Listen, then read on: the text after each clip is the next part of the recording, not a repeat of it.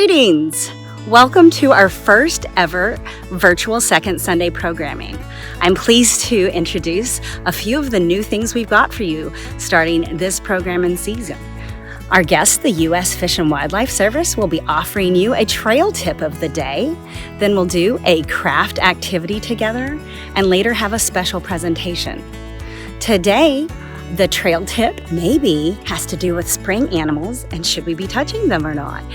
Our wonderful ranger, Josie Finley, and her daughter will be bringing us. The craft activity today is we will be making charcoal-based paints in the Chinook Indian Nation style, and we'll get to learn a little bit about how paints used to be made and how they're made today. And then lastly, our later programming is going to be Contemporary Matriarchy on Canoe Journey, where women of the Chinook Indian Nations canoe family will be joining us to share stories on the Big River and adventures on the Columbia River and things that they have learned about being women in Indian country today. We're very excited to bring you this exciting new season of programming, and we hope you'll join us. Thank you.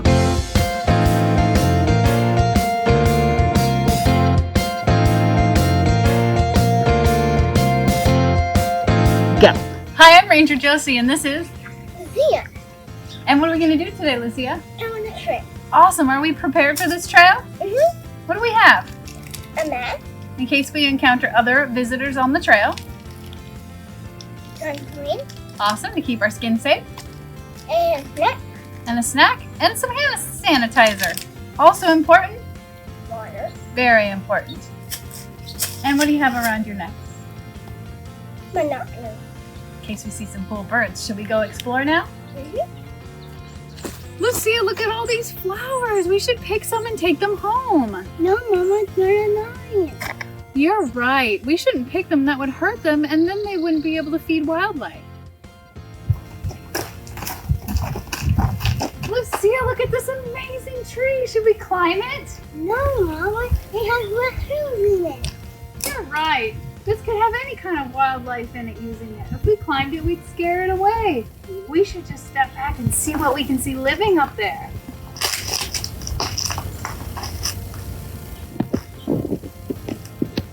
Oh, that was such a good walk. What kind of things did we see today? We got birds and sheep. Oh, we got to get so close to those birds because you were so quiet. Should we have a snack and then go home and look at all the pictures that we took? All right, thanks for joining us. Welcome! I'm happy to have you here with me today in my kitchen. We are going to do Chinookan style charcoal-based paint today. But before we get started, I want to go into a little of why this is one of the activities we do in the Plank House programs. So, as you may know, the Columbia River is a very important river, and one of the biggest things about it are our salmon runs. And traditionally, paints would have been used and made with these roe of the salmon. Now today we're going to use a different kind of egg, but it's important to mention the history of salmon when it comes to paints in this area. One of the reasons why we picked the canvas bag with the salmon on it is to celebrate the salmon. In addition to being an excellent food source and a protector and steward of our environment and general indicator of the health of our river systems, salmon brings to us eggs. And one of the ways that you could make paint is by binding a pigment into a suspension. Now, not a dye and a paint are a different thing. So one of the most interesting things is for a paint, it covers up something, where dye changes the color of something. So we're going to work with a paint today, and that's a pigment suspended in a binder. And so the pigment we're going to work today is charcoal. And this charcoal that we get is from the plank house fires. When I tend to the fires in the house, the way you feed a living plank house is through the fire and through community gatherings. And one of the ways we feed the house is going to be in your hands if you picked up one of the packets. Another interesting thing about charcoal is you can speciate charcoal and tell what kind of tree it came from if under magnification. So trees can tell us a lot, even after they've gone in the past to help cook our fires or any number of things. We can figure out what kind of tree that was if there's a little charcoal used. But we can also use charcoal to make paint. If we grind up that charcoal, it becomes a pigment. Now, how do we grind that up? Now, I am lucky enough, I'm an archaeologist, and someone gave this to me. It was found in a personal collection. They don't know where it is. I would just like to take a moment to remind everybody, please do not take archaeological artifacts or any ceremonial tribal things from any grounds. They should be left where they are. It is much better to report an object and leave it where it is than move it. But this one got moved and the person didn't want to keep it, so I got to keep it. And this is a beautiful, beautiful pestle. And this is one of the things that you would use to grind a rock. So today we're going to talk about what our binder is, which is going to be an egg yolk from a chicken, but in the past it might have been made with salmon eggs. The wood that we're using today is specifically alder, because alder is the most appropriate wood to feed a plank house with. And we won't be using an old stone grinder. We can be using our spoons that we have at home, or perhaps your family has a mortar and pestle or matate e mano. One of those tools will also work fine. Before we continue, we're going to check and see, does everybody have what they need? So if you were able to pick up a packet from Seasons Coffee House in downtown Richfield, you should have gotten a set of printed instructions and an arts and culture theme page. We're going to start with the arts and culture theme page. So I'm going to assume some of you have this up in front of you. But one of the most important things to know about this region is the colors black and red are deeply important. As the sheet says, red comes from our ancestors, and this is how we can hear things or seek guidance and knowledge from them. If you come to the plank house, you'll notice that the crossbeam is ochre red, and it is just amazing that it will go from the doorway all the way to the back of the house, and it shows that how you're welcome and how the ancestors are welcome there. And also black is a very important color because that comes from the charcoal fires that are in the house that you might have lived in, or in the plank house today as we're going to use.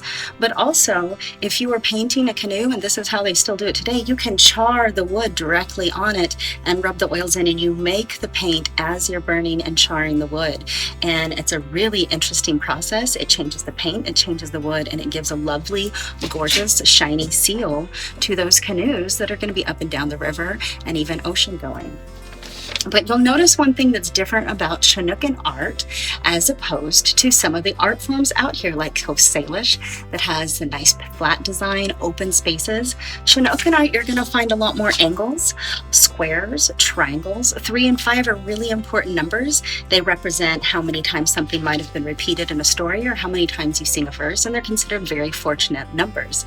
So you'll also find a lot of incorporations of 3s and 5s in drawings, zigzags, and you can imagine how important a triangle is with 3 sides, and you can make a 3-dimensional triangle into a pyramid.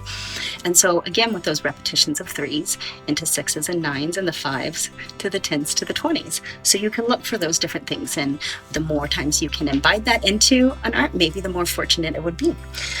So that's a little bit of some things to think about when we get to the end and what you might decide to paint. So now we're going to actually do the painting activity. So the first thing you need is that charcoal. So you will have your charcoal. Maybe you've placed it in a bowl and it's ready. And your mortar and pestle, or if you're using a spoon and a bowl, that's fine. Now, it's a very simple process. You stick the charcoal in the bowl, you take it, and you're going to crunch it and grind it, and you can hear that it very, very quickly grinds down. In just a few twists, I've got enough that I can see if I can start sifting for paint. So the first time I sifted out, we gave everybody a little screen just in case you didn't have your own. You just shake it out over, and immediately the stuff that's fine enough to make that paint from is going to scoop through, give it a real quick shake, dump the rest back in that mortar and pestle, and you can already see I've almost got half a teaspoon with just those few grinds. It's very dry charcoal. Parents and grandparents and adults that are supervising and having to clean up, you'll be happy to know this paint does not stain. It's charcoal. It washes right out, as does the egg yolk.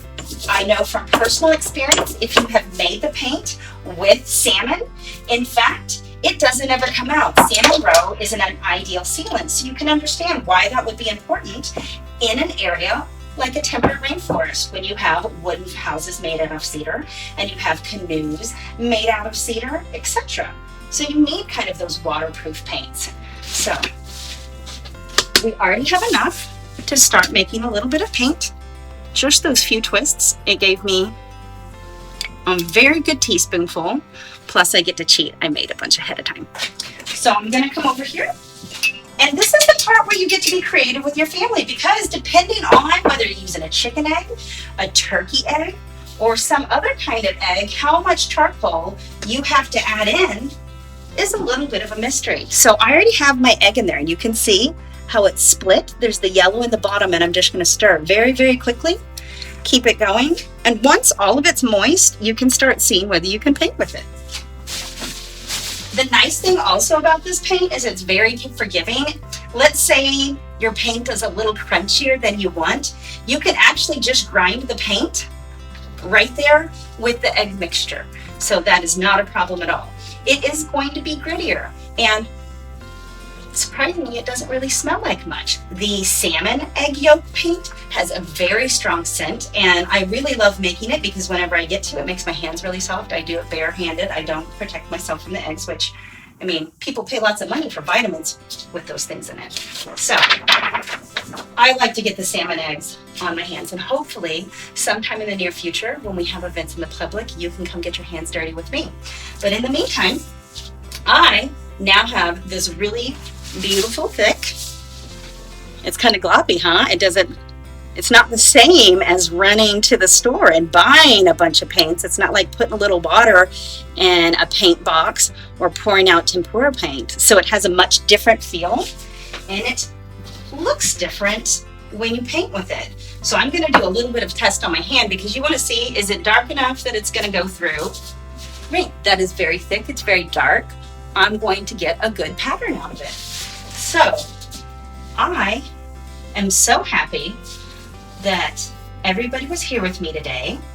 I wish that there was a way for you to ask me questions, but unfortunately, that's not what we have today. But one of the things that I want to say, that it is wonderful to be able to do this programming with you again. I hope we get to hear from you. L-A-X-A. Oh, I spelled it wrong. I was trying to do too many things at once. I was trying to write hello in Chinakwawa. Oh, we're going to see if I can fit it. And this is what happens when you don't plan. So I want to say goodbye to everyone. Thank you so much. You can see the first part of hello. I hope that you and your family have a chance to experiment with more ways to make paint. It's one of the most interesting things, and this is the oldest way humans have been making art. It's red ochre, yellow ochre, and charcoal. The first time humans ever decided that they wanted to express themselves creatively, it was literally with the fire pits in their homes and whatever they could that was an oily, viscous material. So now you can see it's drying up immediately. It's a very clean paint. I hope you have fun. Paint on each other if you like, because it washes off very easily and it won't stain. Thank you very much, and I hope you stay tuned to join us for our next presentation, which is Contemporary Matriarchy on Canoe Journey, and it's featuring 5 of the women of the Chinook Indian Nation's canoe family, and I think you'll really enjoy the stories that they shared. Thank you.